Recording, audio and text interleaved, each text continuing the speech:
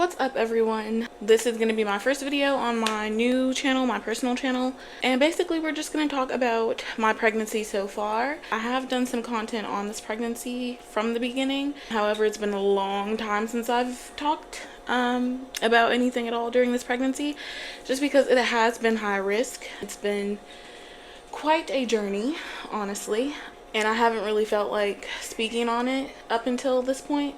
But at the moment, I'm 6 weeks away from giving birth to my baby. He is going to be a bit early, which was unexpected, but I'm grateful that we've gotten to this point. He seems to be very healthy, so let's just jump right in. For those of you who don't know my backstory, I am 28. I have 2 sons prior to this baby right here. Last July, my second son passed away. I'm gonna do a separate video specifically about my son and everything that we went through with his health, how he passed away and things of that nature. He was a very special baby, and I feel that he deserves his own, like his own video just to talk just about him. So my son passed away in July, the last day of July last year. We buried him in August, and a month later I conceived this baby. It was a very strange thing emotionally to find out that I was pregnant so quickly after burying my son, especially after thinking, once losing my child, I was never gonna have any more kids. Mentally, I was not in a good place when my son died. I was very suicidal, honestly, and I believe that God gave me this baby to keep me alive. Finding out that I was pregnant with this baby was a journey. At first, I was not very happy at all. I felt very guilty. I felt like, I wasn't really thinking about what people would think about me, but I would kind of obsess and be like, is my son gonna feel in heaven that I'm trying to replace him or something like that? But I feel like I've come to terms with it at this point. I do believe that this baby, I think that my son went to heaven and asked for a baby for me so that I wouldn't go off the deep end, so that I would have something to live for, so that I would have someone to change my life for and be very present and in the moment for again, someone to keep me alive. So I'm very thankful for that. It took me a little while. I would say at least my entire first trimester to get used to the thought of being pregnant, of being a mom again, of starting over. My oldest son is now 9 years old. My second son who passed, he would have been 7. Both of their birthdays are in February. I have a Pisces and an Aquarius, and this baby I'll be starting completely over. So it was just very jarring, just the thought of that. It was a journey. And I can say that, honestly, trying to be more mindful of my relationship with God, praying, that's really all that's gotten me through it. My relationships with the people around me dissolved pretty quickly. I've kind of cut communication with a lot of family members, with a lot of friends, receiving a lot of negative energy from a lot of people. Part of me feels like maybe that's why this pregnancy has been so rough. And then part of me feels like it could be like a symbolic journey. Anyway, let's just get right into what's going on with this pregnancy and why I'm high risk. So, I am currently 7 months pregnant. As of yesterday, I just entered my 3rd trimester. I'm 28 weeks. My baby is going to be born at about 34 weeks. So, just before the 9-month mark, he'll be born at 8 months. He'll be born 6 weeks early. And that is because we have been diagnosed with a host of different conditions. With this pregnancy, very early on, I was diagnosed with high blood pressure, high blood sugar, so gestational diabetes. Before this pregnancy, I didn't have any issues with having diabetes. However, there are people in my family, several people, including both of my parents, who have diabetes, but I did not have it before this pregnancy. And then At about the halfway point in this pregnancy, I was diagnosed with a condition called oligohydramnios. I will kind of like put a little blurb maybe over here explaining what that is, but in short, it is low amniotic fluid around the baby. Amniotic fluid is necessary to have around your baby. It's basically like their pee. It helps them to breathe, it helps them to move around comfortably in the womb. It has a lot of essential functions. It's kind of like necessary for your baby to grow properly. So at about the halfway mark, I went in for an anatomy scan to see what my baby's gender was. I had already found out that he was a boy through the sneak peek test. When I went in for that ultrasound, they told me that the fluid around my baby was about 1 centimeter of fluid, and it should have been about 13 centimeters at that time. So that was pretty scary. I immediately felt like, what did I do wrong?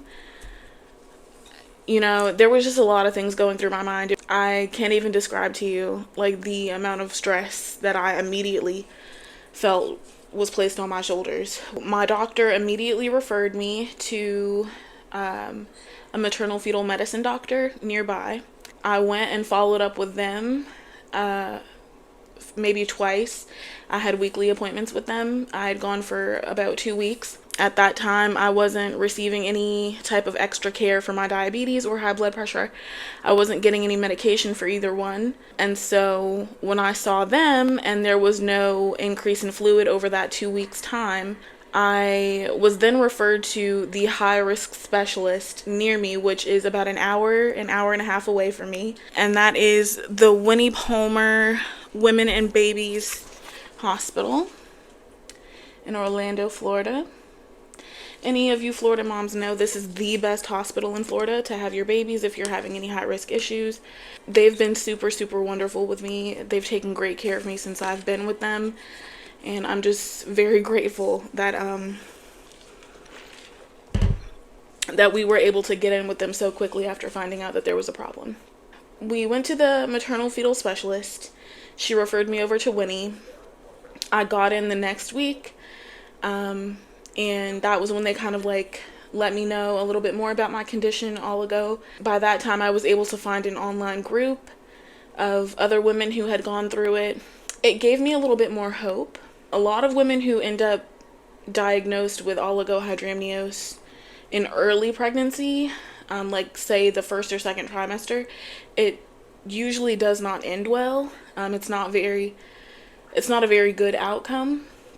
Through Christ and prayer, I feel that my baby will overcome anything, and I don't think that God would place something on us that we couldn't bear, especially after losing my son. So I'm just remaining very optimistic about it. I've heard a lot of success stories where babies ended up having oligo. For various reasons, the fluid was able to return by the time they were born, and in some cases it just didn't, and sometimes it doesn't end well for those moms and babies. If you guys want to hear some of those stories, or maybe read some of those stories, I can link them below in the description box. And then if any moms, of course, because I made this video for moms who are dealing with high-risk pregnancies, specifically with oligo, simply because there's not a lot of information out there on it. It's pretty rare to receive a diagnosis of this in early pregnancy. Usually women who do end up with oligohydramnios, they're diagnosed late term, so past 36 weeks. At that point, it's really not that much of a hindrance, I would say, to the pregnancy, because your baby's mostly developed. They've already kind of had that time to cook and bake in there, and with proper monitoring, everything is fine. So once I was placed with Winnie Palmer as my new OBGYN, I was able to get the medications that I needed, the high blood pressure medications. I was able to get on insulin for the diabetes to start controlling my blood sugar and everything like that. And immediately there was small progressions in my pregnancy. I noticed that my fluid levels started to raise. I was feeling pretty confident with that, thinking, okay, as long as I keep doing this, everything will be fine. I went to work one day and I was having a really bad headache. So I went to my local hospital where I was transferred to Winnie Palmer, where I'm currently at. I was admitted for 4 days where they were able to get my blood sugar under control because it was super high. They released me to come back home, and within a week I was back at Winnie Palmer. With my baby having low fluid, he also has a condition called IUGR, intrauterine growth restriction, so he's a bit on the smaller side. There seem to be no abnormalities or anything with his organs, but he is pretty small for his gestational age, like he's a few ounces behind because of the lack of fluid. I came back to the hospital for 2 weeks, and I kind of raised hell because I wanted to leave the hospital. I don't know why, but actually I do know why. I wanted to go back to work. Because I do have some savings for my baby, but I wanted to be able to have more money in my savings. I had a lot of big goals that I wanted to take care of before the baby was born, and I wasn't going to be able to do that in the hospital. So I signed myself out against medical advice. My doctors did not want me to leave, but I did it anyway, thinking that I knew best. The first time, like I said, was 4 days. I got out of the hospital, stayed out for about a week. I was readmitted for 2 weeks, and then I signed myself out of the hospital, and I stayed out of the hospital for about a week. Pretty quickly after signing myself out, I knew that there was something a little off. I had started leaking fluid. That was pretty scary. On top of that, it was just very hard for me to keep track of my medications and make sure that I was getting the best possible care like I was in the hospital. I was forgetting to take my medication sometimes and, having to take it late, and it was just very overwhelming for me. I knew that I wasn't going to be able to do it by myself. So I did have another incident of leaking. My job basically told me that I was a liability and that I would not be able to stay at work. Unfortunately, I did not qualify for FMLA, so my job was not able to hold my spot. So when my baby is born, I will either have to reapply or find something else to do, which really sucks. So I don't have any income coming in right now, but thankfully I do have a small little savings, a little safety net for my baby. I can purchase everything that he needs, so that's good. I was very disappointed to hear that I wasn't going to be able to keep my job. Once I heard that, I was like, well, you know what? At this point, with everything how it looks, I just feel like maybe I should go back to the hospital. So at that point, I went ahead and packed my bag. They had already told me if I was admitted back to the hospital, I would be staying here until my baby was born. I was able to go out with my family for a nice little dinner. So when I came back to the hospital, my fluid levels had raised up a little bit. I had kind of gotten out of that window of being oligo. We went from 4 centimeters of fluid to about 8 centimeters of fluid, and I was very pleased with that. And I was thinking like, okay, things are on the up and up. As long as I'm able to stay in the hospital, things might progress. Well, about a week into me being admitted back to the hospital, I experienced PPROM, which is premature rupturing of the membranes, meaning that my water broke. So my water broke about a week or so ago. This has been a very scary journey, I will say that. There's been a lot that has happened. I can't explain to you guys like how that felt. Being in a situation where I already had low fluid, I was already dealing with, different stressors, high blood pressure, high blood sugar, and then to come back and my water break, it was terrifying. I'm just glad that my water did not break while I wasn't in the hospital. I was able to immediately get help. We're just trying to keep my baby in the womb and continue baking until 34 weeks. We've got about 6 weeks left until that point. It has been insane, you guys. It has been the most insane thing that I have experienced. But the doctors that I have are thankfully amazing. I have a really good team behind me. My baby has a really good team taking care of him. Everyone's been super helpful and informative. I'm just thankful for that, because without them and without my faith in God, I don't know how I would have been able to pull all of this off. I don't know how many of you moms out there have an experience where you've been hospitalized either in your last trimester or even earlier of your pregnancy, but it does get rough. So I do want to kind of touch on like what has been getting me through this hospital stay, like things that I've been watching, things that I've been doing. I am kind of like doing this series to invite you guys like into not only this pregnancy but into me and my baby's lives. I've aptly named my channel My Crazy Life because my life is literally insane. I cannot make this shit up. Like at this point we're scripted, or we should be, because I mean, again, I cannot make this shit up. It is insane, the things that I go through on a daily. So I just really wanted to put all this out there so you guys could kind of see where we are in this journey and where we'll be headed. On my next video, I will be talking about the movies and shows that I've been watching to get me through the long hospital days of being poked and prodded every day. I've been really into like old Lifetime movies, like old nostalgic shows, Gossip Girl, Buffy the Vampire Slayer. Shout out to Michelle Trachtenberg. She passed away recently. And then I've also been really into like some of my favorite YouTubers that I haven't watched in a long time. Modern Girls, Kenny JD, Ashley Says So, opting for things that comfort me. I've been trying to stay as much in prayer as I can. The hospital chaplain was able to get me a Bible, which I'm very excited about. This is like a tiny little picture of my baby's face. You probably can't see it, but that's his face there. I'm gonna show you guys the bump date. This is us at 7 months.